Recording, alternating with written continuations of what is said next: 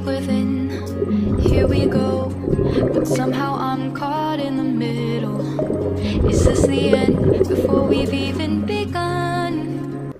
अंदमान समुद्रातील आश्चर्ये तर किती वर्णावी. माशांचे प्रकार, सुसरींचे प्रकार. पुण्या माशाच्या शेपटीला तीक्ष्ण टोकाचा चाबूक लावलेला की ज्याच्या फटकाऱ्याने मांसाच्या चिंधड्या उडाव्यात. कुणाच्या शेपटांत विद्युत की रागावला तर विजेचे धक्के आजूबाजूला बसावेत. कुणाचे तोंड घोड्यासारखे. गारा, शंखशिंपा, कितीतरी प्रकार.